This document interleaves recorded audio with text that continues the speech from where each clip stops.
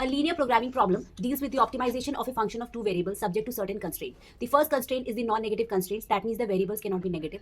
Other constraints are linear inequalities which represent either the upper half planes or the lower half planes. These half planes can be closed or open. The region in the 2D plane which is satisfied simultaneously by all the constraints is known as the basic feasible region of the LPP. The basic feasible region, if it is bounded, will be a convex polygon. Now, in this bounded convex polygon, the maxima or minima of the function under consideration will definitely exist, and it will exist at the corner point or the vertices of the convex polygon.